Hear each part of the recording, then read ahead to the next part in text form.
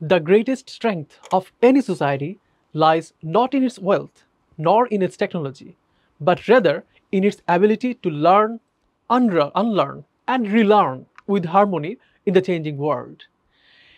আমরা বর্তমানে এমন একটি বিশ্বে বসবাস করছি যেখানে আমাদের সমাজ, রাষ্ট্র, বৈশ্বিক প্রেক্ষাপট প্রতিনিয়ত নানাভাবে পরিবর্তিত হচ্ছে। বিশ্বের রাজনীতি, অর্থনীতি, সংস্কৃতি, প্রযুক্তির বিভিন্ন নতুন অভিনবত্বের কারণে আমরা বিশ্বের বিভিন্ন প্রান্তে বাংলাদেশ থেকে শুরু করে সব জায়গায় নানাবিধ পরিবর্তন দেখতে পাচ্ছি। তো আজকে এমন একটা প্রেক্ষাপটে এসে বাংলাদেশ সিভিল সার্ভিসের চাকরি প্রত্যাশী যারা আছেন তারা সহ সাধারণ দর্শকবৃন্দ যারা আছেন, আমাদের সবারই উচিত এই পরিবর্তিত প্রেক্ষাপটের সঙ্গে নিজেকে মানিয়ে নেওয়ার চেষ্টা করা, সাম্প্রতিক তথ্যাবলী বা বিভিন্ন বিষয়াবলী সম্পর্কে নিজেদেরকে আপডেটেড রাখা। তো এরই একটি আয়োজন উত্তরণের, যেটি হচ্ছে মান্থলি ইনসাইটস। মান্থলি ইনসাইটসের নভেম্বর এপিসোডে আপনাদের সবাইকে স্বাগত জানাচ্ছি। আজকে আমরা শুরুতেই যদি একটু দেখি কি কি বিষয় নিয়ে আমরা মূলত আজকে আলোচনা করব। প্রথমেই দেখতে পাচ্ছেন আমরা কথা বলবো সুদান সংকট, গৃহযুদ্ধ থেকে মানবিক বিপর্যয়, এই টপিকটি নিয়ে। তারপর এই যে মানবিক বিপর্যয়ের যে প্রেক্ষাপট, সেখান থেকে আমরা এথনিক ক্লিনজিং বা বিশ্ব ইতিহাসে বিভিন্ন গণহত্যার প্রেক্ষাপটগুলো আসলে সামনে চলে আসে। তারপর সিকোয়েন্সিয়ালি আমরা দেখার চেষ্টা করব বিশ্বের ইতিহাসে যে গণহত্যাগুলো হয়েছে তার প্রতিক্রিয়া শিক্ষা কি ছিল। তারপর চিকেন নেক নিয়ে সম্প্রতি অনেক আলোচনা হচ্ছে, কারণ বাংলাদেশের খুব নিকটে, আমাদের বর্ডারের খুব কাছাকাছি একটি জায়গায় ভারত রিসেন্টলি তাদের একটি মিলিটারি ক্যাম্প কিন্তু প্রতিষ্ঠা করার উদ্যোগ নিয়েছে। তো এর প্রেক্ষাপটে এসে চিকেন নেক বিষয়টিও কিন্তু সামনে চলে এসেছে। তারপরে আমরা দেখব বিশ্বের বিভিন্ন গুরুত্বপূর্ণ যে সীমারেখাগুলো আছে, সেই সীমারেখাগুলো কিভাবে বিশ্বের রাজনীতি বিভিন্নভাবে প্রভাবিত করছে তা নিয়ে আমরা আলোচনা করব।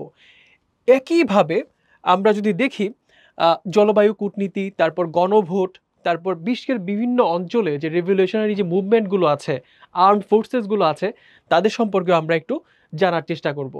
তো অন্যান্য সেগমেন্টের চাইতে আজকের মান্থলি ইনসাইটটি কিন্তু অনেক বেশি ডিটেইলড হতে যাচ্ছে, কারণ এখানে অনেকগুলো গুরুত্বপূর্ণ টপিক বর্তমান প্রেক্ষাপটে আলোচনায় চলে এসেছে। আমরা ওয়ান বাই ওয়ান প্রত্যেকটা জিনিস গো থ্রু করার চেষ্টা করব। Let's move on. সুদান সংকট, গৃহযুদ্ধ থেকে মানবিক বিপর্যয়। তো আমরা জানি 2011 সালে দক্ষিণ সুদান এবং সুদান নামে দুটি দেশ কিন্তু ভাগ হয়ে যায়। এই ভাগ হয়ে যাওয়ার পর থেকেই যে একটি রাজনৈতিক সংকট ওই অঞ্চলটায় শুরু হয়, তারই একটি ফলাফল কিন্তু আমরা এখনও এসে দেখতে পাচ্ছি। জাতিসংঘ বলছে এটা এখনো পর্যন্ত বিশ্বের সবচেয়ে ভয়াবহ মানবিক সংকটগুলোর একটি, যেখানে অনেক মানুষ তাদের দেশ পরিত্যাগ করে বা দেশ ত্যাগ করে আসলে অন্যান্য দেশে আশ্রয় নেওয়ার চেষ্টা করছেন। বিপুল সংখ্যক মানুষ দুর্ভিক্ষে মারা যাচ্ছেন। আমরা যদি বেসিক কিছু ফ্যাক্টস আগে জানার চেষ্টা করি, প্রথমে যদি দেখি আমরা এই যে ম্যাপটি দেখতে পাচ্ছেন, এখানে কিন্তু দক্ষিণ সুদানের যে অবস্থান, দক্ষিণ সুদান এবং সুদানের অবস্থানটা আমরা দেখতে পাচ্ছি। সুদানের অবস্থান হচ্ছে আফ্রিকার উত্তর পূর্বাঞ্চলের একটি দেশ এই সুদান, উত্তর পূর্বাঞ্চলের। এবং 2011 সালের কথা আমরা বললাম, 2011-এ যখন দুটি দেশ তৈরি হয়, এই তথ্যটা মনে রাখতে হবে আমাদের। 11 সালে দক্ষিণ সুদান এবং সুদান ভাগ হয়। ভাগ হওয়ার পর থেকেই যে রাজনৈতিক একটা অস্থিতিশীলতা, সেটার ফলাফল কিন্তু আমরা এখনও এসে বিভিন্ন দেখতে পাচ্ছি। তারপর দেখুন কিভাবে সংকটটা শুরু হয়েছে বা সংকটটা কেন এখনো রয়ে যাচ্ছে।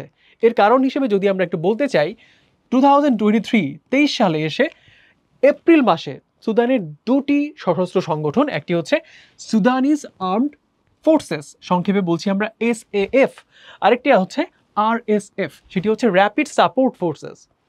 এই দুটি সংগঠন, এদের মধ্যে কিন্তু রাষ্ট্রযন্ত্রের নিয়ন্ত্রণ নেয়ার যে প্রচেষ্টা, এটা থেকে ব্যাপক সংঘর্ষ চলছে, যার ফলশ্রুতিতে সাধারণ মানুষকে কিন্তু ভোগান্তিতে পড়তে হচ্ছে, জীবন হারাতে হচ্ছে। একটা ভয়াবহ সংকট আমরা দেখতে পাচ্ছি। তো আমরা অলরেডি বলেছি, জাতিসংঘ বলছে one of the world's worst humanitarian crisis, এই হিসেবে তারা কিন্তু এটাকে চিহ্নিত করেছে। 2 কোটি মানুষ মানবিক সহায়তার অপেক্ষায় আছে। 1 কোটির বেশি মানুষ আসলে প্রতিবেশী দেশে আশ্রয় গ্রহণ করেছে। বিপুল সংখ্যক শরণার্থীর একটা চাপ কিন্তু পাশের দেশগুলো অনুভব করছে। ফলাফল কি ঘটেছে? ফলাফল হচ্ছে এই দেশটির অর্থনীতি প্রায় ফ্রেজাইল অবস্থায় আছে। সুদানের অর্থনীতি ভঙ্গুর অবস্থায় আছে, ব্যাপক মাত্রা ইনফ্লেশন, এবং একই সঙ্গে এর ফলশ্রুতিতে যেটা ঘটে, সাধারণ মানুষের যে পুষ্টি চাহিদা বা খাদ্যের যে চাহিদা, খাদ্য ঘাটতি তৈরি হয়েছে, এইসব বিষয়ে কিন্তু ভয়াবহ একটা প্রেক্ষাপট সুদানে তৈরি হয়েছে। দেন ইন্টারন্যাশনাল মিডিয়েশনের জন্য এই প্রবলেমটা, এই ক্রাইসিসটাকে রিজলভ করার জন্য African union, Saudi Arabia, USA তারা কিন্তু প্রচেষ্টা চালিয়ে যাচ্ছে, কিন্তু স্থায়ী কোনো সমাধান নিয়ে আসতে পারেনি। তো এই প্রেক্ষাপটে এসে আমরা একটা আফ্রিকান প্রভাব নিয়ে কথা বলতে পারি, that is when elephants fight it is the grass that suffer. হাতিতে হাতিতে, বিশাল দুই প্রাণীতে যখন যুদ্ধ হয়, তখন যে মাটিতে পড়ে থাকা যে ঘাস, সেই ঘাসটা কিন্তু সাফার্ড হয়। এটা রূপকার্থে দেখুন, এই যে সাধারণ মানুষের যে ব্যাপক একটা কষ্ট, হাহাকার এই চিত্রে দেখতে পাচ্ছেন, সেটা কিন্তু এখানে দেখা যাচ্ছে। বিশ্বের বেশ কিছু দেশ, আপনাদের ইনডেপথ স্টাডির জন্য বলতে পারি যে যেই দেশগুলোর কথা আলোচনায় এসেছে, পাশাপাশি ইউরোপের কিছু কান্ট্রিজ, ইজিপ্ট এবং একই সঙ্গে ইউনাইটেড আরব এমিরেটস, তাদের কিছু ইন্টারেস্টও কিন্তু এই ঘটনার প্রেক্ষাপটে আছে, এবং যার ফলাফল বা ইমপ্লিকেশনস কিন্তু আমরা এই ক্রাইসিসটাতেও দেখতে পাই। তো কি ঘটছে আসলে, মূল কারণটা কি? সামরিক ক্ষমতার দ্বন্দ্ব এবং দুর্বল গণতন্ত্র এবং বিদেশি শক্তির স্বার্থ, এই প্রত্যেকটা কিন্তু এই ক্রাইসিসের রিজন, সলিড রিজনস আমরা অলরেডি ব্যাখ্যা করেছি। তারপর দেখুন এর ফলে কি ঘটবে। লোহিত সাগর অঞ্চলে বাণিজ্য এবং নৌ চলাচলটা কিন্তু ব্যাহত হবে, এবং গ্লোবাল যে ফুড সাপ্লাই, সেই ফুড সাপ্লাই কিন্তু মারাত্মকভাবে ইম্প্যাক্টেড হবে। সো এখানে আমরা আরও কিছু বিষয় জেনে রাখি। দেখুন, আফ্রিকার যে টোটাল সিকিউরিটি এবং হিউম্যান রাইটস ইস্যুতে ইন্টারন্যাশনাল সংস্থাগুলোর যে ভূমিকা, সেটাও কিন্তু প্রশ্নবিদ্ধ হয়েছে, because they are not acting the way they should. তো এই বিষয়গুলো আমরা মাথায় রাখার চেষ্টা করব উইথ দ্য ম্যাপ। বিশেষ করে বিসিএস এর বিভিন্ন ধাপের প্রার্থী যারা আছেন, বা বিভিন্ন চাকরির পরীক্ষার প্রিলি, রিটেন, এমনকি ভাইবার যেই ধাপগুলোতে আছেন, তাদের কিন্তু এগুলো খুঁটিনাটি জানা থাকতে হবে। এখন দেখুন, বিশ্বে আলোচিত গণহত্যা এবং মানবতার ব্যর্থতার নৃশংস অধ্যায়, জেনোসাইড বা গণহত্যা, বৈশ্বিকভাবে অনেক বেশি আলোচিত একটি টপিক আমরা বলতে পারি। এখনো পর্যন্ত সম্প্রতি বাংলাদেশের বিশেষ করে যদি আমরা মিয়ানমারের কথা বলি, মিয়ানমারে যে ঘটনাটা ঘটেছে, বা একটা এথনিক ক্লিনজিং আমরা দেখেছি, জেনোসাইড আমরা দেখেছি, মানে এটাকে বলা হয় যে text book example of ethnic cleansing or genocide, এটা কিন্তু বলা হয়। তো এই প্রেক্ষাপটে এসে আমরা গণহত্যার টপিকটা সম্পর্কে জানবো, কারণ এটা বিভিন্ন পরীক্ষায় আসার পাশাপাশি কনসেপ্ট হিসেবে, অ্যাওয়ার সিটিজেন হিসেবে আমাদের সবার জানা থাকা উচিত। প্রথমেই যদি একটু দেখার চেষ্টা করি, দেখুন, what does it stand for? Genocide মানে আমরা হাউ শুড উই ডিফাইন ইট? ডেফিনেশনটা আমরা বলতে পারি, গণহত্যা হচ্ছে কোনো জাতি, ধর্ম বা বর্ণ বা গোষ্ঠীর কোনো মানুষকে, বা তাদের সেটা হতে পারে পুরো গোষ্ঠীটাকে বা আংশিক গোষ্ঠীটাকে, এমনভাবে ধ্বংস করা বা ধ্বংসের উদ্দেশ্যে পরিকল্পিতভাবে একটা ধ্বংসযজ্ঞ গড়ে তোলা, যার ফলে ওই গোষ্ঠীটা একদম বিলীন হয়ে যায়। উদ্দেশ্যটা থাকে এমন। তো সেটাকে আমরা বলতে পারি জেনোসাইড বা গণহত্যা। এখন এই গণহত্যা নিয়ে আলোচনার আগে আইনি ভিত্তিগুলো কি আছে, মানে লিগ্যাল ইমপ্লিকেশনস বা টুলস, বা হচ্ছে আমরা যদি বলি যে কি কি পলিসিস বা গ্লোবাল সিনারিওতে কি কি বিষয় আছে জেনোসাইডটাকে অ্যাড্রেস করার জন্য, এর মধ্যে প্রথমেই আছে ইউএন জেনোসাইড কনভেনশন 1948। প্রশ্ন হতে পারে এই কনভেনশনটা কবের? 1948 সালের। আর সংজ্ঞাটা প্রথমে কে জেনোসাইডকে সংজ্ঞায়িত করেছিলেন? That was Rafael ল্যাম্পকিন। 1944 সালে তিনি কিন্তু এটাকে সংজ্ঞায়িত করেন। তো জেনোসাইডের বৈশিষ্ট্য কি জেনে থাকা ভালো। জেনোসাইড হবে পরিকল্পিত এবং সংগঠিত, একটা পার্টিকুলার গোষ্ঠীকে উদ্দেশ্য করে নির্দিষ্টভাবে তাদেরকে লক্ষ্য করে আক্রমণটা চালায়, এবং এই আক্রমণটা কারা চালায়? এরা হচ্ছে রাষ্ট্র বা আধা রাষ্ট্রীয় বাহিনীর সম্পৃক্ততা এখানে থাকে। আবার উদ্দেশ্যটা থাকে রাজনৈতিক, জাতিগত বা ধর্মীয় আধিপত্য প্রতিষ্ঠা। এর বাইরেও অনেক কারণ থাকতে পারে। তো মোটা দাগে যে তিনটি কারণ আমরা দেখলাম, এগুলো আমরা আলোচনায় নিয়ে আসতে পারি। তো এখনো পর্যন্ত সারা বিশ্বে ঘটে যাওয়া যে জেনোসাইডগুলোর আসলে বিভিন্ন বইপত্রে, রেফারেন্স বুকসে বিভিন্নভাবে দেখা যায়, সেগুলো একটু চিহ্নিত করে রাখাটা প্রয়োজন বলে মনে করছি। এখানে স্টেপ বাই স্টেপ আমরা দেখব কখন হয়েছে, কোথায় জেনোসাইডটা হয়েছে, দায়ী পক্ষ কারা ছিল, এবং একটা সামারি। প্রথমেই দেখি, যদি শেষ থেকে আমরা শুরু করি, 2017 থেকে এখনো পর্যন্ত রোহিঙ্গা ক্রাইসিস মিয়ানমার, ঠিক আছে, এটার জন্য দায়ী পক্ষ হচ্ছে মিয়ানমারের সেনাবাহিনীকে এখানে অভিযুক্ত করা হচ্ছে। জাতিসংঘ বলছে this is a text book example of ethnic cleansing. তারপরেই উপরে দিয়ে দেখতে পাচ্ছি বসনিয়ায় যে গণহত্যাটা হয়েছে, সেটার জন্য সার্বীয় বাহিনী কিন্তু দায়ী করা হয় তাদেরকে। জাতিসংঘ সুরক্ষিত অঞ্চলে 8,000 মুসলমানকে হত্যা করা হয়েছে। তারপর আছে 1994 সালের রোয়ান্ডা জেনোসাইড। এই রোয়ান্ডা জেনোসাইডকে নিয়ে বিপুল আলোচনা আছে, অনেক মুভিজও আছে, বা বিভিন্ন ডকুমেন্টারিজও কিন্তু আছে। এই প্রত্যেকটা নিয়ে অনেক আলোচনা আছে। তো দেখি আমরা এর জন্য দায়ী হচ্ছে হুতু উগ্রবাদী গোষ্ঠী এবং 8 লক্ষ তুৎসি জনগোষ্ঠীকে তারা হত্যা করেছিল। Just look at the number of people, 8 লক্ষ মানুষকে হত্যা করা হয়েছে। 1971, ইয়েস, যেটার সঙ্গে আমাদের অস্তিত্ব জড়িত। 1971 সালে পাকিস্তানি সেনাবাহিনী যে গণহত্যাটা এই অঞ্চলে আমাদের এই প্রিয় মাতৃভূমিতে চালিয়েছে, যেখানে প্রায় 30 লক্ষ মানুষ নিহত হয়েছে এবং 2 লক্ষ নারী নির্যাতিত হয়েছেন। তারপর দেখতে পাচ্ছি 1941 থেকে 45 পর্যন্ত হলোকস্ট, যেটা ইউরোপে হয়েছে। নাৎসি জার্মানি তাদেরকে দায়ী করা হয়, 60 লক্ষ ইহুদি হত্যাকাণ্ডের শিকার হয়েছে। এটাও কিন্তু বেশ আলোচিত একটা জেনোসাইড। দেন 1915-এ আর্মেনিয়ান জেনোসাইড, যেটা অটোমান এম্পায়ারের সময় হয়েছে, তুর্কি শাসক গোষ্ঠীকে দায়ী করা হয়। 15 লক্ষ আর্মেনীয় কিন্তু সেখানে নিহত হয়েছিল। তো এই জেনোসাইডের এই বেসিক ফ্যাক্টসগুলো একটু মনে রাখতে গেলে আপনি যখন বিভিন্ন প্রেক্ষাপটে কোনো প্রশ্নের উত্তর অ্যাড্রেস করা বলুন, বা এর বাইরে গিয়ে যদি আমরা একটু চিন্তা করি যে হোয়াট ইজ জেনোসাইড, পৃথিবীকে কিভাবে এটা বারবার আসলে হিস্ট্রি কি বলে, কিভাবে ইনফ্লুয়েন্স করেছে আমাদেরকে, তো এগুলো কিন্তু জেনে রাখাটা মোটামুটি ভালো বা জেনে রাখা উচিত। তো প্রতিক্রিয়া কী ছিল? আন্তর্জাতিক প্রতিক্রিয়া সবসময় আমরা দেখেছি জেনোসাইডের প্রতিক্রিয়া অনেক বেশি বিলম্বিত এবং সেটা বেশ সংবেদনশীল একটা ইস্যু হওয়াতে অনেক বেশি আসলে আমরা রেসপন্স দেখতে পাই। জাতিসংঘ এরই প্রেক্ষাপটে তারা একটা নীতির উদ্ভাবন করিয়েছিল, সেটা হচ্ছে রেসপন্সিবিলিটি টু প্রোটেক্ট, R2P, যেটা হয়েছিল 2005 সালে। দেন ইন্টারন্যাশনাল ক্রিমিনাল কোর্ট ICC এবং ইন্টারন্যাশনাল ক্রিমিনাল ট্রাইব্যুনাল, এই দুটার মাধ্যমে কিন্তু বিচার কার্যগুলো পরিচালনা করা হয়, যার অনেক প্রক্রিয়া এখনও চলমান আছে। আপনারা দেখলে গুগলে সার্চ করলে কিন্তু দেখতে পাবেন। তো এখান থেকে আমরা কি শিখতে পারি? মানবাধিকারের বৈশ্বিক সংহতি, যেটা আমাদের অবশ্যই অপরিহার্য, এবং নীরবতা সহিংসতাকে বৈধতা দেয়। ইয়েস, বৈশ্বিকভাবে নানা প্রান্তে আমরা যে নানাবিধ গণহত্যাগুলো দেখছি, ক্লিনজিংগুলো দেখছি, এরপরও যদি আমরা সরব না হই, এগুলোর বিরুদ্ধে আমাদের মতামত প্রকাশ না করি, উদ্যোগ না নেই, বৈশ্বিক যে অ্যাক্টরগুলো আছে তাদেরকে বাধ্য না করি, আমাদের যে প্রবাবল যে সলিউশনগুলো আছে এগুলো প্রপোজ করার মাধ্যমে বা তাদেরকে বাধ্য করার মাধ্যমে, তাহলে কিন্তু এগুলো ঘটতেই থাকবে। ঠিক আছে? তথ্য এবং সচেতনতা এগুলো হচ্ছে প্রতিরোধের প্রথম ধাপ। So this is why we should be aware of those things. Let's move on. Chicken neck ভারতের কৌশলগত করিডোর। সম্প্রতি আমরা বেশ কিছুদিন আগেই দেখলাম বাংলাদেশের যে বর্ডার, সীমান্তের একদম কাছাকাছি অঞ্চলে একটি নতুন মিলিটারি স্থাপনা প্রতিষ্ঠা করার কাজ শুরু করা হয়েছে। এর প্রেক্ষাপটে এসে আমরা দেখলাম চিকেন নেক করিডোর বা শিলিগুড়ি করিডোর যেটি আছে সেটি নিয়ে কিন্তু বেশ আলোচনা চলছে, যেহেতু এটি একটি অন্যতম কৌশলগত একটি করিডোর বাংলাদেশের জন্য, যদি আমরা বলি ভারতের পয়েন্ট অফ ভিউ থেকে। ঠিক আছে? তো আমরা একটু দেখার চেষ্টা করব চিকেন নেক, এই যে চিত্রটা দেখতে পাচ্ছেন, that particularly looks like a chicken, এবং করিডোরটা হচ্ছে এক্স্যাক্টলি এই জায়গাটায়। আমরা যদি একটা ডিফারেন্ট কালারের পেন দিয়ে আইডেন্টিফাই করি, দেখুন এই জায়গাটা দিয়ে কিন্তু চিকেন নেক করিডোরটা অবস্থিত। It looks like a chicken. So চিকেনের ঘাড়ের যে জায়গাটা, নেকের জায়গাটায় এই করিডোর অবস্থিত। কিছু বেসিক ফ্যাক্টস যদি আমরা শুরুতে জানার চেষ্টা করি যে আসলে এটি কোথায় অবস্থিত। প্রথমেই দেখুন, মূল নামটা হচ্ছে শিলিগুড়ি করিডোর।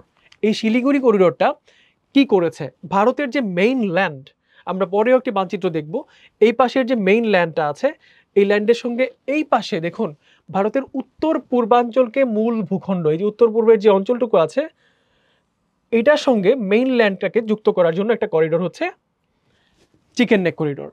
এটা কোথায় অবস্থিত? পশ্চিমবঙ্গের শিলিগুড়ি এলাকায় অবস্থিত।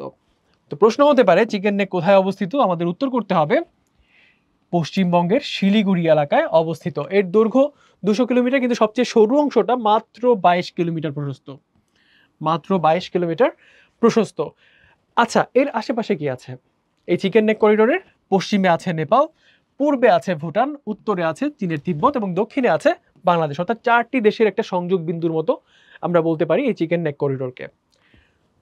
তো আসলে কেন গুরুত্বপূর্ণ এই করিডোরটা? আমরা অলরেডি বলেছি যে কয়েকটা রাজ্য আছে এই পাশে, ভারতের আসাম, মেঘালয়, মণিপুর, মিজোরাম, নাগাল্যান্ড, অরুণাচল, এই প্রদেশগুলোর সঙ্গে যদি ভারত যোগাযোগ করতে চায়, this is the only way, মানে যদি আমরা স্থলপথের কথা বলি, this is the only way they can use to enter into their land. তো ভারতের যদি আমরা বলি ভৌগোলিকভাবে এটা ভারতের life line of the north east নামে কিন্তু পরিচিত। This is the life line for them. তো এই জন্যই আমরা বলি যে আন্তর্জাতিক যারা প্রস্তুতি নিচ্ছেন, আন্তর্জাতিক বিষয়াবলীর বলুন বা ভাইবা প্রস্তুতি নিচ্ছেন, তাদের যখন আমরা ডিপ্লোম্যাটিক পয়েন্ট অফ ভিউ থেকে বাংলাদেশ ইন্ডিয়ার রিলেশন নিয়ে কথা বলবো, তখন শিলিগুড়ি করিডোরটা আপনার আলোচনায় প্রাসঙ্গিকভাবে যদি আসে, সেক্ষেত্রে উইথ ফ্যাক্টস অ্যানালিসিস আপনারা কিন্তু এগুলো উত্থাপন করতে পারেন, and definitely with the map. তারপরে দেখছি চিকেন নেক করিডোর। আচ্ছা, এর ইতিহাসটা যদি একটু দেখি, এটা কখন হয়েছিল? 1947-এ যখন আসলে বিভক্ত হয়েছিল ভারত পাকিস্তান, তো ওই বিভক্তির সময়ে, মানে যখন আগে যেটা পূর্ববঙ্গ ছিল, বর্তমান বাংলাদেশ যখন পৃথক হয়ে যায়, তখন কিন্তু এই ভারতের পূর্বাঞ্চল এই করিডোরের মাধ্যমেই যুক্ত হয়েছিল এবং এখনো যুক্ত আছে। আর কৌশলগত গুরুত্বের মধ্যে অনেকগুলো গুরুত্ব আছে। ডেফিনেটলি সবচেয়ে ঝুঁকিপূর্ণ পয়েন্ট, কারণ চীন ভারত সংঘাতে যখন ঢুকলাম 2027-এ, যখন সংঘাত হয়েছিল, তখন কিন্তু এটাই ছিল উত্তেজনার মূল কেন্দ্র। ঠিক আছে, তারপরে এই করিডোর যদি বন্ধ হয়ে যায়, হোয়াট উইল হ্যাপেন? আমরা ম্যাপে যদি তাকাই, যদি এটা বন্ধ হয়ে যায়, তাহলে সমস্ত সংযোগ কিন্তু বিচ্ছিন্ন হয়ে যাবে এই পার্টিকুলার অঞ্চলটুকুর সঙ্গে। এটা কিন্তু আমাদের মাথায় রাখতে হবে। অর্থনৈতিক গুরুত্ব অনেক বেশি, কারণ হচ্ছে ট্রানজিটেড ট্রেড বলেন অথবা হচ্ছে কানেক্টিভিটি বলেন, এটার জন্য মূল পয়েন্ট হচ্ছে এই চিকেন নেক করিডোর। বাংলাদেশের পার্সপেক্টিভ থেকে অনেক বেশি গুরুত্বপূর্ণ, কারণ বাংলাদেশের যদি স্ট্র্যাটেজিক কোনো প্রেশার ক্রিয়েট করতে চায়, যদিও আমরা হিউজ একটা নেইবার দিয়ে surrounded, but still this is a strategic place for Bangladesh. ঠিক আছে, তো দেখেন এখানে একটা উক্তি আমরা ইন্ট্রোডিউস করেছি, geography often decides destiny. Geography যে কিভাবে একটা অঞ্চলের বা রিজিয়নের ডেস্টিনি ডিসাইড করে দেয়, সেটা একটা চমৎকার উদাহরণ হতে পারে এই চিকেন নেক বা শিলিগুড়ি করিডোর।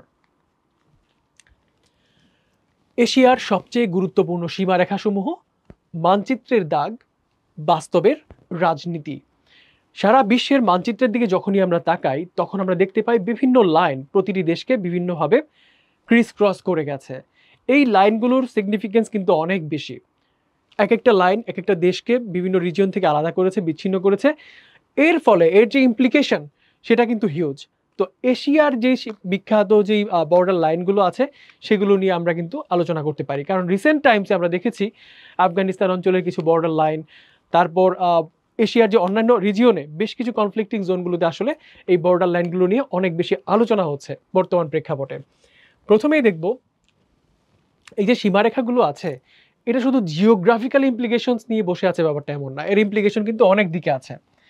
এটার মিলিটারি ইমপ্লিকেশন আছে, কালচারাল ইমপ্লিকেশনসও কিন্তু আছে, সেই ঔপনিবেশিক কাল থেকে এখন পর্যন্ত এটির ইমপ্লিকেশনস আছে। তো প্রথমেই দেখব আমরা ডুরান লাইন। এই ডুরান লাইন কোন দুটি দেশের মাঝখানে অবস্থিত? সেটি হচ্ছে আফগানিস্তান এবং পাকিস্তান, এই দুটি দেশকে বিভক্ত করেছে।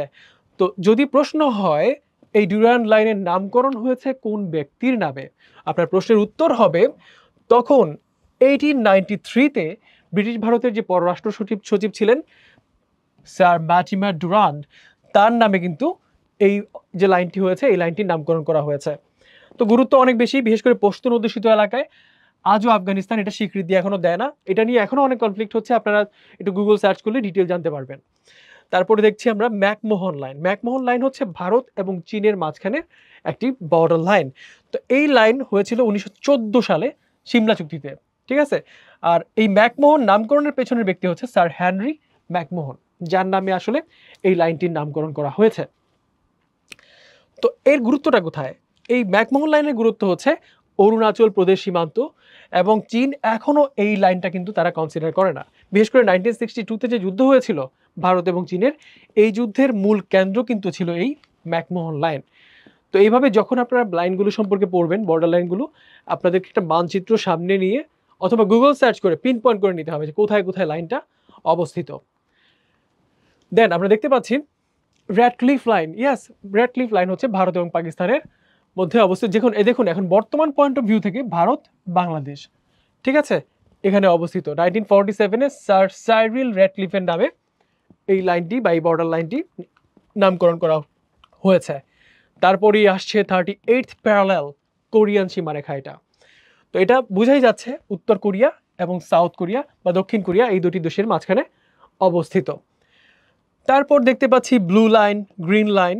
প্রথমে ব্লু লাইনের কথা বলি। ব্লু লাইন হচ্ছে ইসরায়েল এবং লেবাননের মধ্যে জাতিসংঘ নির্ধারিত একটি সীমারেখা। তারপর আমরা দেখতে পেলাম গ্রিন লাইন, যেটি ইসরায়েল এবং ফিলিস্তিনের যুদ্ধবিরোধী সীমা, যেটা করা হয়েছিল 1949-এ। Then line of control, LOC। এই লাইন অফ কন্ট্রোল হচ্ছে ভারত এবং পাকিস্তানের মধ্যে কাশ্মীর রিজিয়নে অবস্থিত একটি বর্ডার লাইন।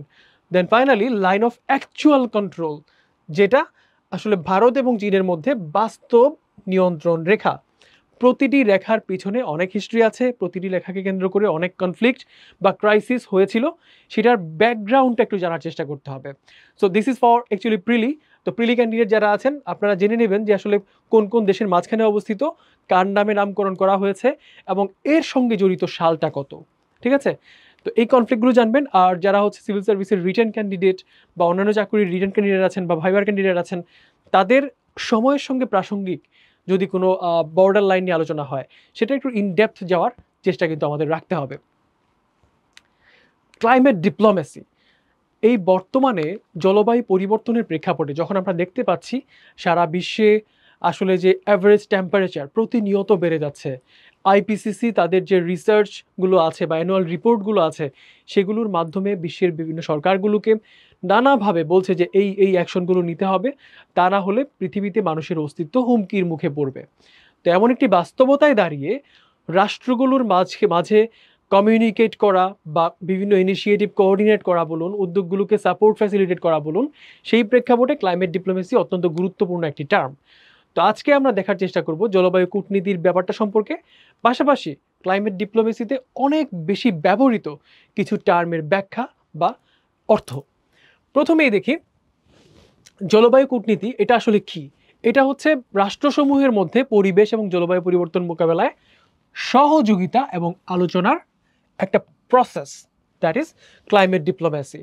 তো এই ক্লাইমেট ডিপ্লোমেসিকে যদি আমরা বলি কবে থেকে মূলত এই ক্লাইমেট ডিপ্লোমেসির আইডিয়াটা নার্চার করা শুরু হয়েছে, 72-তে স্টকহোম কনফারেন্স অন হিউম্যান এনভায়রনমেন্টকে ধরা হয় বৈশ্বিক যে এনভায়রনমেন্ট সেন্ট্রিক চিন্তাভাবনা আলোচনা, সেটা একটা কেন্দ্রবিন্দু বা সূচনা বিন্দু।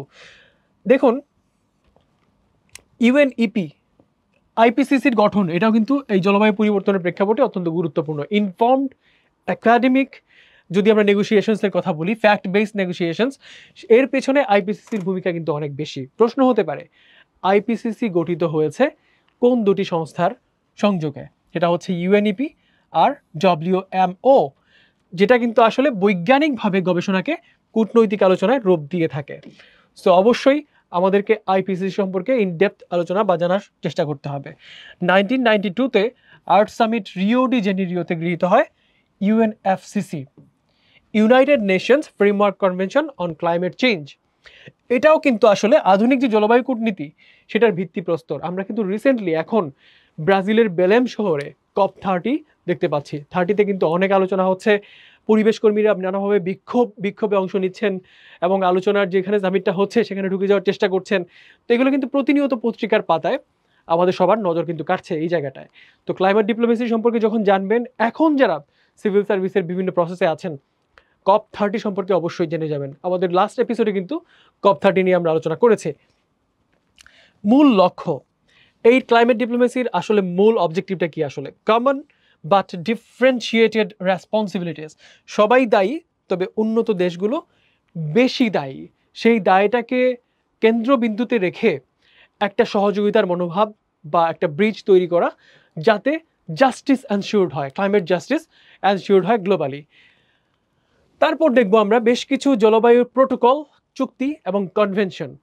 দেখুন বৈশ্বিকভাবে জলবায়ু পরিবর্তনের এই প্রভাব মোকাবেলায় ইন্টারন্যাশনাল যে এজেন্সিসগুলো আছে, তাদের বিভিন্ন কনভেনশন প্রোটোকল কিন্তু অনেক স্ট্রং একটা রোল প্লে করার সুযোগ ছিল এবং এখনও আছে। যদিও সেটা কতটা হচ্ছে যেটা নিয়ে অনেক প্রশ্ন আছে, তারপরও আমাদের জানার স্বার্থে আমরা কিছু ইম্পর্টেন্ট কনভেনশন বা প্রোটোকল সম্পর্কে জানবো আজকে।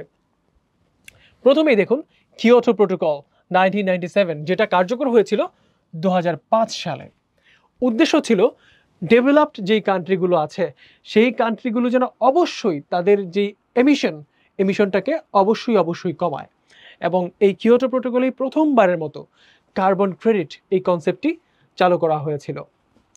দ্বিতীয়ত দেখতে পাচ্ছি প্যারিস এগ্রিমেন্ট 2015, যেটা কিন্তু আসলে এনডিসি যে কনসেপ্টটা আছে, ন্যাশনালি ডিটারমাইন্ড কন্ট্রিবিউশনস, মানে এক একটা দেশ প্রতি বছর কি পরিমাণ এমিশন করবে সেটার একটা টার্গেট। তো সব দেশের জন্য স্বেচ্ছাধীন নির্গমন লক্ষ্য নিজেরাই সেটা সেট করবে, টার্গেটটা নিজেরা সেট করবে। তো বৈশ্বিক উষ্ণতা 2°C নিচে রাখার প্রতিশ্রুতি দেওয়া হয়েছিল প্যারিস এগ্রিমেন্টে। এটা কিন্তু one of the most significant agreements in the process of climate negotiation. তারপর মন্ট্রিল প্রোটোকল 1987, যেটার উদ্দেশ্য ছিল ওজোন স্তরকে রক্ষা করা এবং সিএফসি নির্গমন বন্ধে একটা বড় সফল উদাহরণ কিন্তু এটা। তারপর দেখতে পাচ্ছি দোহা অ্যামেন্ডমেন্ট, যেটা হয়েছে 2012 সালে।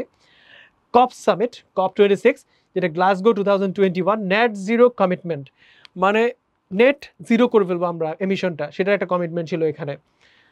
তো তারপর ফাইনালি দেখতে পাচ্ছি COP28, যেটা হয়েছে দুবাইয়ে 2023 সালে।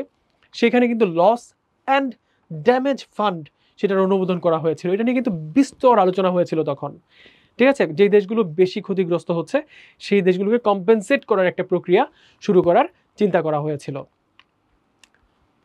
এবারে আমরা কিছু টার্মিনোলজিস দেখার চেষ্টা করব, কিছু কূটনৈতিক বা একাডেমিক এরিনাতে জলবায়ু পরিবর্তন নিয়ে আলোচিত কিছু টার্ম সম্পর্কে জানব।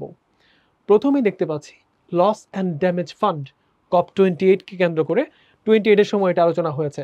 তো লস অ্যান্ড ড্যামেজ ফান্ডটা আসলে কি? জলবায়ু পরিবর্তনের ফলশ্রুতিতে যে দেশগুলো ক্ষতিগ্রস্ত হচ্ছে সেই দেশগুলোর জন্য একটা আর্থিক সাপোর্ট ক্রিয়েট করা, মানে যারা আসলে এটার জন্য দায়ী ডেভেলপ কান্ট্রিগুলো, তাদেরকে একটু দায়বদ্ধ করার প্রচেষ্টা। তো এটা 2023 সালে প্রথম বাস্তবায়ন করা শুরু করা হয়। আমরা একটু আগে কথা বলেছি নেট জিরো ইমিশন নিয়ে। What does it stand for? এটা আসলে কি বোঝায়? নেট জিরো হচ্ছে যে পরিমাণ কার্বন এমিট হবে ঠিক সেম পরিমাণ কার্বন শোষিত হবে, এটা একটা ভারসাম্য তৈরি হবে। এটাই হচ্ছে নেট জিরো ইমিশনের কনসেপ্ট, ঠিক আছে। আর লক্ষ্যটা হচ্ছে 2050 সালের মধ্যে কার্বন নিরপেক্ষতা আমরা এনশিওর করব। দ্যাটস এ হিউমাঙ্গাস টার্গেট, একটা হিউজ টার্গেট। এই টার্গেটটা কিন্তু অ্যাচিভ করাটা অনেক কঠিন হবে, যদিও প্রপার প্রসিডিউর, স্ট্র্যাটেজিস এবং পলিটিক্যাল গুডউইল থাকলে ডেফিনেটলি এটা সম্ভব। তারপর কার্বন ট্রেডিং, কার্বন ক্রেডিট, এই দুইটা কনসেপ্ট নিয়ে অনেক বেশি আলোচনা হয়, বিশেষ করে ভাইভাতে প্রশ্ন করা হয় হোয়াট ইজ কার্বন ট্রেডিং। আপনি উত্তর করতে পারেন যে দেশ বা প্রতিষ্ঠান নির্ধারিত সীমার চেয়ে কম কার্বন নির্গমন করে তারা অতিরিক্ত ক্রেডিট বিক্রি করতে পারে একটি মার্কেট মেকানিজমের মাধ্যমে। ধরা যাক বাংলাদেশ, তার একটা কার্বন এমিট করার লিমিট ছিল, কিন্তু আমরা এত বেশি এমিট করিনি। তো আমাদের যে লেভেলটা রয়ে গেছে ওই পার্টটুকু যারা বেশি উৎপাদন করছে বা এমিট করছে তাদেরকে আমরা সেই ক্রেডিটটা বিক্রি করতে পারি। That's a certain type of mechanism. এটা কিন্তু অনেক বেশি আলোচিত। এনডিসি, ন্যাশনালি ডিটারমাইন্ড কন্ট্রিবিউশন, মানে প্যারিস চুক্তিতে আমরা দেখেছি যে প্রতিটা দেশের জন্য নির্ধারিত জলবায়ু কর্মপরিকল্পনা থাকবে এবং একই সঙ্গে বাংলাদেশের এনডিসি, নবায়নযোগ্য জ্বালানি, মিথেন নিয়ন্ত্রণ, উপকূলীয় সুরক্ষা, এগুলো নিয়েও কিন্তু আলোচনা হয়েছে। তো জাতিগতভাবে আমাদের যে ন্যাশনাল কন্ট্রিবিউশনটা সেটা নিয়ে কিন্তু আলোচনা করা হয়েছে। গ্রিন ক্লাইমেট ফান্ড বা GCF, যেটা হচ্ছে উন্নত দেশগুলোর অর্থায়নে প্রতিষ্ঠিত একটা ফান্ড, ডেভেলপ কান্ট্রিগুলোর ক্রিয়েট করা একটা হিউজ ফান্ড, যেই ফান্ডের উদ্দেশ্য হচ্ছে ডেভেলপড কান্ট্রিগুলোতে ক্লাইমেট অ্যাডাপ্টেশনের ক্যাপাসিটি ক্রিয়েট করা এবং বিভিন্ন রকম অ্যাসিস্ট্যান্সেস প্রদান করা। তারপর দেখব ক্লাইমেট মাইগ্রেশন, জলবায়ু পরিবর্তনের যে প্রভাব, এর প্রভাবের ফলশ্রুতিতে বিশ্বের বিভিন্ন দেশ থেকে মানুষ কিন্তু স্থানান্তরিত হয়ে বা রিফিউজি হয়ে অন্য দেশে চলে যাচ্ছে। যারা চলে যাচ্ছে ক্লাইমেট চেঞ্জের প্রভাবে তাদেরকে আমরা বলবো ক্লাইমেট রেফিউজিস। এখন বলা হচ্ছে বিশ্বে প্রায় 21 মিলিয়ন মানুষ সরাসরি প্রভাবিত হয়েছে এই ক্লাইমেট রেফিউজির মাধ্যমে। আর বাংলাদেশে যে উপকূলীয় অঞ্চল আছে সেটা কিন্তু সবচেয়ে বেশি ঝুঁকিপূর্ণ। কেন? কারণ সি লেভেল রাইজের ফলে উপকূলীয় অঞ্চল অনেকটাই কিন্তু পানির নিচে তলিয়ে যাবে, সেখানে স্যালাইনিটি ইন্ট্রুশন হবে, ঠিক আছে। তো এর ফলে মানুষ সেখানে আর বসবাস করতে পারবে না। সো আলটিমেটলি কথা যেটা, যে we are not fighting for nature, we are fighting for our future, ঠিক আছে। তো ক্লাইমেট ডিপ্লোমেসিতে এগুলো আমাদের মাথায় রাখতে হবে। কিছু আর্থিক টার্ম আছে, পলিসি অ্যান্ড গভর্নেন্স টার্মের মধ্যে ক্লাইমেট গভর্নেন্সের কথা আমরা জানি। ক্লাইমেট গভর্নেন্স হচ্ছে জলবায়ু বিষয়ক নীতি, আইন এবং আন্তর্জাতিক চুক্তিটা সেটাকে বাস্তবায়ন করার একটা কাঠামো। গভর্নেন্সটা হচ্ছে সেটা একটা কাঠামো। ক্লাইমেট রেজিলিয়েন্স হচ্ছে জলবায়ুর পরিবর্তনের যে আঘাত, সেই আঘাতটাকে সহ্য করা এবং সেখান থেকে ফিরে আসার একটা সক্ষমতা। অ্যাডাপ্টেশন ভার্সেস মিটিগেশন বলা হয়ে থাকে, অনেক সময় বিসিএস ভাইভাতে প্রশ্ন করা হয় অ্যাডাপ্টেশন কি, মিটিগেশন কি। তখন আপনার সলিড অ্যান্সার হতে হবে অ্যাডাপ্টেশন মিন্স প্রভাবটা মোকাবেলা এবং মানিয়ে নেওয়ার একটা প্রসেস, আর মিটিগেশন হচ্ছে গ্রিন হাউস গ্যাসের যে এমিশন সেটাকে হ্রাস করা। গ্রিন হাউস গ্যাস এমিশনটাকে হ্রাস করা হচ্ছে আমাদের মিটিগেশন। ক্লাইমেট স্মার্ট ডেভেলপমেন্ট, এটা হচ্ছে এমন একটা উন্নয়ন পরিকল্পনা যেখানে আসলে জলবায়ু ঝুঁকিগুলোকে বিবেচনা করে আমরা আমাদের রাষ্ট্রের সকল ডেভেলপমেন্ট যে প্ল্যান সেগুলোকে আমরা বাস্তবায়ন করব। That is climate smart development. Policy প্রণয়ন করা, ঠিক আছে, এটা কিন্তু বাংলাদেশ ব্যাংকে ও ওয়ার্ল্ড ব্যাংকের একটা concept. Just transition, just transition হচ্ছে জীবাশ্ম জ্বালানি থেকে নবায়নযোগ্য জ্বালানিতে যে ট্রান্সফর্ম হওয়ার যে প্রসেসটা, সেটা যেন শ্রমিক এবং অর্থনীতির ক্ষতি না করে। তো জাস্ট ট্রানজিশন মনে হতে পারে যে খুব একটা ভেগ কনসেপ্ট, কিন্তু এখানে বলা হচ্ছে এই যে আমরা জীবাশ্ম জ্বালানি থেকে রিনিউয়েবল এনার্জিতে ট্রান্সফর্ম হচ্ছি বা শিফট হচ্ছি, এইটা যেন শ্রমিক এবং অর্থনীতির ক্ষতি না করে, এই কনসেপ্ট জাস্ট ট্রানজিশন মানে হচ্ছে এটা। তারপর আর কিছু টার্ম আছে, ক্লাইমেট ফাইন্যান্স, এগুলো হচ্ছে উন্নত দেশগুলো থেকে উন্নয়নশীল দেশগুলোতে জলবায়ু অভিযোজনের জন্য অর্থায়ন, যেটার বার্ষিক লক্ষ্যমাত্রা হচ্ছে 100 বিলিয়ন। কার্বন ট্যাক্স, এটা আমরা সবাই মোটামুটি জানি, কার্বন নির্গমনের উপর সরাসরি একটা ট্যাক্স ইম্পোজ করে দূষণটাকে কন্ট্রোল করার একটা প্রসেস হচ্ছে কার্বন ট্যাক্সিং। ট্যাক্স বেশি দেওয়ার যখন চাপ পড়বে তখন মানুষ কার্বনটা এমিট করবে কম। This is the solid ground for that. REDD, reducing emissions from deforestation and forest degradation, এটা একটা প্রণোদনা, আর্থিক প্রণোদনার কনসেপ্ট। ব্লু ইকোনমি সম্পর্কে আমরা সবাই জানি, গ্রিন বন্ড হচ্ছে পরিবেশ বান্ধব প্রকল্প অর্থায়নে একটা বিনিয়োগ সার্টিফিকেট সিস্টেম। ওকে, আর অল্প কিছু কনসেপ্ট আছে, এটা হচ্ছে 1.5 ডিগ্রি সেলসিয়াস টার্গেট, সেটা হচ্ছে প্যারিস চুক্তির যে অবজেক্টিভটা আছে যে প্রি ইন্ডাস্ট্রিয়াল যে এজ, সেই এজের তুলনায় উষ্ণতা বৃদ্ধি যেন 1.5 ডিগ্রির মধ্যে সীমিত থাকে। টিপিং পয়েন্ট, টিপিং পয়েন্ট হচ্ছে এটা এমন একটা পর্যায়ে যেখানে জলবায়ু পরিবর্তন অপ্রতিরোধ্য হয়ে যায়। তার কিছু ফিচার্স আছে, কি কি আছে আমরা যদি একটু তাকাই, এর মধ্যে গ্লেসিয়ারের ভাঙন, তারপরে অ্যামাজনের যে বন উজাড় হওয়ার যে দৃশ্যপট, এগুলো কিন্তু tipping points for the world. Carbon sink, carbon sink হচ্ছে এমন একটা প্রাকৃতিক ব্যবস্থা যেটা কার্বন শোষণ করে, বন, সমুদ্র, মৃত্তিকা, এগুলো হচ্ছে কার্বন সিঙ্ক। সমুদ্র, বন, প্রত্যেকটা সেক্টরে কিন্তু এখানে আসলে কার্বনটাকে শোষণ করে ফেলে।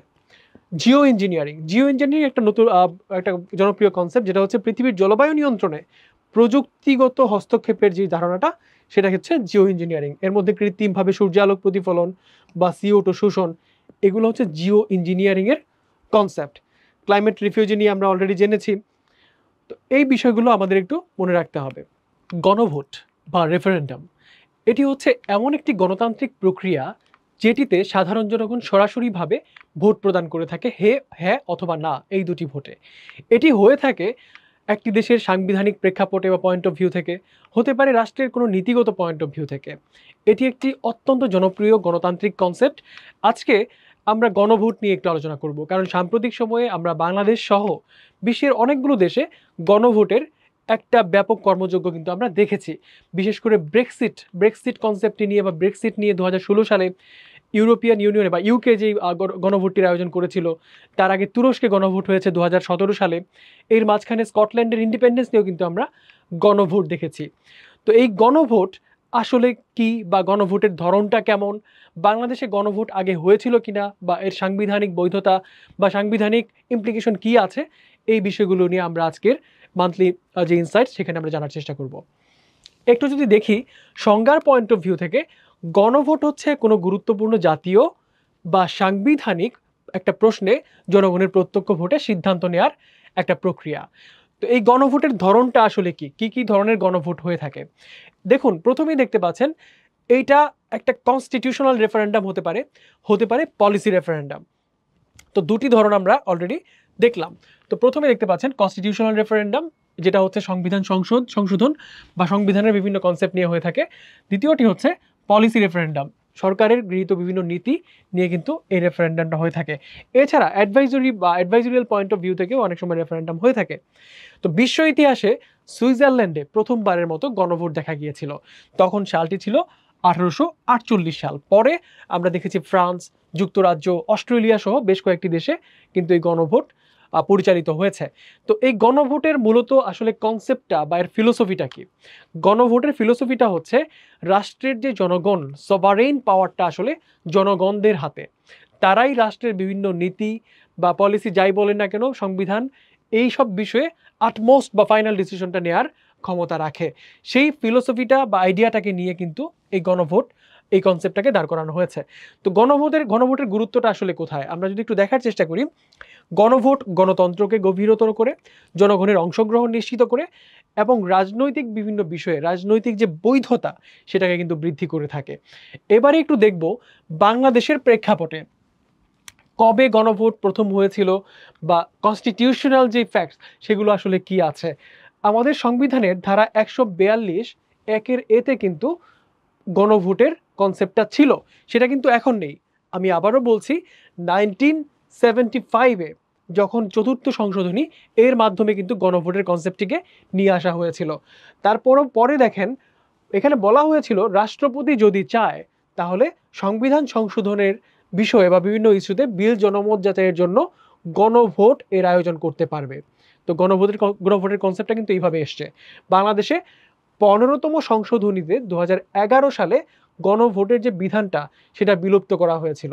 ঠিক আছে, 2011-তে 15তম সংশোধনী যেটি হয়েছে, পঞ্চদশ সংশোধনী, তো এর মাধ্যমে কিন্তু গণভোটের কনসেপ্ট বাতিল করা হয়েছে। বাংলাদেশের একমাত্র গণভোট কবে হয়েছিল প্রশ্ন হতে পারে। আপনার প্রশ্নের উত্তর হবে সেটি হয়েছিল 1977-এ, 1977 সালে। তখনকার সময়ে রাষ্ট্রপতি জিয়াউর রহমান ক্ষমতায় ছিলেন এবং উদ্দেশ্যটা ছিল তার সময়ে যে তার নীতিগুলো ছিল বা তার জনপ্রিয়তা ছিল সেটাকে যাচাই করার উদ্দেশ্যে হ্যাঁ অথবা না। আমরা যে দেখলাম ভোটে দুটো অপশন থাকে, ইয়েস অর নো, হ্যাঁ অথবা না ভোট দিয়ে তাদের মতামতটা কিন্তু প্রদান করেছিলেন। তো সেখানে 98.87% ভোটে কিন্তু হ্যাঁ জয়যুক্ত হয়েছিল। যদিও এটা নিয়ে অনেক প্রশ্ন আছে, কিন্তু এটা অত্যন্ত সিগনিফিক্যান্ট একটি ভোট ছিল। তো এখানে পরে আমরা দেখতে পাচ্ছি গুরুত্বের জায়গায় জনগণের অংশগ্রহণমূলক সিদ্ধান্তের প্রতীক এই গণভোট এবং রাজনৈতিক বৈধতা প্রতিষ্ঠার একটা মাধ্যম হচ্ছে এই গণভোট। এবং তবে এই গণভোটের যে প্রয়োগ বলা হচ্ছে, এর স্বচ্ছতা প্রয়োগ, এগুলোর মধ্যে আসলে বেশ কিছু চিন্তার বিষয় আছে। ঠিক আছে, এগুলো কিন্তু আমাদের বিবেচনায় রাখতে হবে গণভোটের বিষয়ে। আমরা যদি তারপর একটি নতুন কনসেপ্ট বা ইস্যু নিয়ে আমরা এগিয়ে যাই, নতুন কনসেপ্ট বলতে আজকের এই যে মান্থলি ইনসাইটস প্রোগ্রাম, সেখানে দেখুন আমরা কথা বলছি রেভলিউশনারি আর্মড মুভমেন্টস, যেগুলোকে নিয়ে নানাবিধ প্রশ্ন রয়েছে মানুষের মাঝে। সেটি এগুলো কি, এই ফোর্সেসগুলো কি আসলে অরাজকতা নাকি আসলে আদর্শ, সেটি নিয়ে চলে। আমরা সারা বিশ্বের নানান প্রান্তে যে বিভিন্ন আর্ম ফোর্সেসগুলো দেখছি যারা তাদের ফিলোসফিজ আইডিয়াস সেগুলোকে নিয়ে বিভিন্ন অঞ্চলে সংগ্রাম করে যাচ্ছে বা হচ্ছে সশস্ত্র আন্দোলন করে যাচ্ছে, সেগুলো সম্পর্কে একটু জানবো এবং এই গোষ্ঠীগুলো একটু চিহ্নিত করার চেষ্টা করব কারা। সংজ্ঞায় বলছে রেভলিউশনারি আর্মড মুভমেন্ট এরা হচ্ছে তারাই যারা হচ্ছে রাজনৈতিক বা সামাজিক আদর্শ বাস্তবায়নের লক্ষ্যে সশস্ত্র আন্দোলন গড়ে তোলে। ঠিক আছে, এখন তাদের উদ্দেশ্য থাকে রাজনৈতিক পরিবর্তন, যেটা আমরা অলরেডি বলেছি, উপনিবেশ বা দমন নীতির বিরুদ্ধে লড়াই, এটাও কিন্তু একটা আইডিয়া বা কনসেপ্ট ছিল বা এই যে গোষ্ঠীগুলো আছে তাদের মধ্যে আছে। সামাজিক ন্যায় বিচার প্রতিষ্ঠা নিয়েও তারা অনেক সময় কাজ করে। উদ্ভবটা কেন হয়েছিল, এই রেভলিউশনারি আর্ম ফোর্সেসগুলোর ইতিহাস যদি পর্যালোচনা করা হয়, অধিকাংশরই প্রেক্ষাপটটা ছিল এমন, তারা চেয়েছিল অর্থনৈতিক বৈষম্য, রাজনৈতিক নিপীড়ন বা মতাদর্শিক প্রেরণা, এগুলো থেকে কিন্তু তারা আসলে এই মুভমেন্টগুলোকে শুরু করেছিল। বিশ্ব ইতিহাসের প্রেক্ষাপটে 20 শতকের আফ্রিকা, লাতিন আমেরিকা এবং এশিয়ায় এদের উত্থানটা আমরা দেখেছি। এখন এই আর্মড ফোর্সেস যারা আছে তাদেরকে কিন্তু যে মিডিয়াগুলো আছে আমাদের, প্রিন্ট মিডিয়া থেকে শুরু করে বিভিন্ন মিডিয়াতে নানাবিধ উপায়ে চিহ্নিত করা হয়। তো যখন আমরা চিহ্নিত করার কথা বলছি, অনেকেই তাদেরকে বলে দে আর টেরোরিস্ট, আবার তাদের কাছে তারা সিগনিফাইড বা চিহ্নিত in a different way. So সেটাকে আমরা জাস্টিফাই করার জন্য একটা কোট নিয়ে আসি, সেটা হচ্ছে one man's terrorist is another man's freedom fighter. তারা হয়তো নিজেদেরকে মনে করে যে আমরা হচ্ছে এই অঞ্চলে সাম্য স্বাধীনতা এগুলো নিশ্চিত করতে কাজ করে যাচ্ছি, আবার তাদের অপোজিশন ভাবছে দিস পিপল আর টেরোরিস্ট। তো এই যে আইডিয়াটা, কনসেপ্টটাকে একটু ভালোভাবে কম্প্রিহেন্ড করার জন্য এটাকে আমাদের মাথায় রাখতে হবে। পরে দেখি বিশ্বের আলোচিত যে বিপ্লবী সশস্ত্র গোষ্ঠীসমূহ আছে সেই গোষ্ঠীসমূহকে একটু আইডেন্টিফাই করার চেষ্টা করি, কারা কারা ছিল এরা। প্রথমে দেখতে পাচ্ছেন FARC, বাংলায় আমরা অনেক সময় ফার্ক বলি। তো এটার ইলাবোরেশন হচ্ছে, দেখুন, revolutionary arm forces of Colombia, কলম্বিয়ার একটি সশস্ত্র গোষ্ঠী যেটি লাতিন আমেরিকায় গড়ে উঠেছিল। এদের আদর্শটা কী ছিল? এই ফোর্সগুলোর আমি শুরুতেই বলেছি এর একটা ডিফারেন্ট বা স্বকীয় আদর্শ নিয়ে কাজ করে। এদের আদর্শ ছিল মার্ক্সবাদ এবং লেনিনবাদ। তারা 50 বছরের সংঘাত বা এই সময়টা তারা পার করেছে এবং ফাইনালি 2016-তে এসে একটি শান্তি চুক্তি সম্পাদন করেছে। দেন IRA, আইরিশ রিপাবলিকান আর্মি, মানে আইরিশ পিপলদের যে ন্যাশনালিজম বা জাতীয়তাবাদ সেটাকে প্রেজ করার জন্য বা সেই আদর্শ বা লক্ষ্যটাকে নিয়ে কাজ করার জন্য কিন্তু এই গোষ্ঠীটার উদ্ভব হয়েছিল। তাদের উদ্দেশ্য ছিল ব্রিটিশ শাসন থেকে মুক্তি পাওয়া। এই মুক্তি পাওয়ার উদ্দেশ্যেই এই সশস্ত্র গোষ্ঠীটি গড়ে উঠেছিল। ETA, এটা হচ্ছে বাস্ক হোমল্যান্ড অ্যান্ড ফ্রিডম। এটার নামকরণটা একটু ডিফারেন্ট। দেখুন, এটা গড়ে উঠেছে স্পেনে। এটা রিজিওনাল ইন্ডিপেন্ডেন্স নিয়ে কাজ করেছে এবং 2011-তে এসে তারা তাদের অস্ত্র কিন্তু আত্মসমর্পণ করেছে। ঠিক আছে, তো প্রশ্ন যদি হয় ETA কোন দেশে, সেটা বলতে হবে স্পেন। তামিল টাইগার্স, LTTE, এটা কিন্তু অনেক আলোচিত একটি সশস্ত্র সংগঠন যেটা শ্রীলঙ্কায় গড়ে উঠেছিল এবং তামিল জাতীয়তাবাদ নিয়ে তারা আন্দোলন করেছে। ফলাফল এখনো পর্যন্ত কি ঘটেছে দেখুন, 2009 সালে তারা পরাজিত হয় এবং আত্মঘাতী হামলার কিন্তু জনক বলা হয় এদেরকে। এরা কিন্তু আত্মঘাতী অনেক হামলা করত। দেন ফাইনালি এদিকে দেখতে পাচ্ছি আমরা রেড আর্মি ফ্যাকশন, যেটা আসলে জার্মানিতে গড়ে উঠেছিল। এটা বামপন্থী বিপ্লববাদ নিয়ে তারা মূলত তাদের যে আদর্শ সেটা হচ্ছে বামপন্থী বিপ্লববাদ। পশ্চিম জার্মানিতে সক্রিয় ছিল এই গোষ্ঠীটি। তারপর দেখতে পাচ্ছি মাওয়িস্ট ইনসার্জেন্স, নকশালবাদী আন্দোলন যাদেরকে আমরা বলি, সেটা ভারতে গড়ে উঠেছিল। এটা মাওবাদী মতাদর্শ নিয়ে আসলে এই ফিলোসফিতে তারা বিশ্বাস করত। এটা কিন্তু এই মাওবাদীরা বা হচ্ছে আমরা যদি বলি যে নকশালবাদী যারা, হ্যাঁ, তারা কিন্তু এখনো পর্যন্ত ভারতের বিভিন্ন অঞ্চলে সক্রিয়ভাবে বিভিন্ন আন্দোলন করে যাচ্ছে। তারপর দেখতে পাচ্ছি আমরা PLO, প্যালেস্টাইনিয়ান লিবারেশন অর্গানাইজেশন। এটাও কিন্তু একটা সশস্ত্র গোষ্ঠী যেটা মধ্যপ্রাচ্যে এখনো অ্যাক্টিভ। এটা নিয়ে অনেক আলোচনা আছে। তারা জাতীয় মুক্তির জন্য কাজ করছে, রাষ্ট্র প্রতিষ্ঠায় একটা আন্দোলন করে যাচ্ছে, পরবর্তীতে রাজনৈতিক রূপ নিয়েছে। তো এই যে আজকে আমরা মান্থলি ইনসাইটসের যে নানাবিধ টপিক নিয়ে এখনো পর্যন্ত আমরা কথা বললাম, এই টপিকগুলো বর্তমানে প্রিন্ট মিডিয়ায়, ইউটিউব থেকে শুরু করে বিভিন্নভাবে নানা রকমভাবে আলোচিত বা চর্চিত হচ্ছে। তো কনসেপ্টগুলোর ভাষা অনেক নলেজ আপনারা হয়তো এখান থেকে পাবেন। এটাকে চর্চা করা বা ইনডেপথ স্টাডির জন্য আরও অনেক ম্যাটেরিয়ালস বিভিন্ন জায়গায় কিন্তু আছে। তো আমাদের উদ্দেশ্য হচ্ছে চাকুরি প্রার্থী যারা আছে তাদের যেই স্ট্রাগল সেটাকে একটু ফ্যাসিলিটেট করা বা একটু ইজি করে দেয়া, যাতে চলমান কনসেপ্টগুলো তাদের মাথায় ঢুকিয়ে দেওয়া যায়, যাতে করে তারা প্রবলেমটাকে আইডেন্টিফাই করতে পারে, ইস্যুটাকে আইডেন্টিফাই করতে পারে। And the research is yours. রিসার্চের কাজটুকু আপনাকে নিজেদের করতে হবে। তো সার্ভিস লেভেলের যে ইনফরমেশনগুলো পেয়েছেন বা কিছু ক্ষেত্রে কিছু ইনডেপথ ইনফরমেশন আপনারা পেয়েছেন, এগুলো চর্চার মাধ্যমে আমরা আসলে আরও বেশি কম্পিটেন্ট হয়ে ওঠার চেষ্টা করব। তো শেষ করার আগে কথা একটাই, শুরুতেই যে কথাটা বলেছিলাম, আমাদের গ্রেটেস্ট স্ট্রেংথ সেটা কিন্তু নিহিত আছে লার্ন বা আনলার্ন করার মাধ্যমে। তো এটা করার মাধ্যমে আমরা আরও বেশি হিউম্যান হব, আরও বেশি মানবিক হব। আমাদের কর্মক্ষেত্রের জন্য যে প্রচেষ্টা, সেই প্রচেষ্টায় গিয়ে বাস্তবিক অর্থে মানব উন্নয়নের লক্ষ্যে, মানব কল্যাণে কাজ করতে পারবো, সেই প্রত্যাশা রেখে আজকের মতো সেশনটি এখানেই শেষ করছি। দেখা হচ্ছে পরবর্তী মান্থলি ইনসাইটসের সেগমেন্টে। আসসালামু আলাইকুম।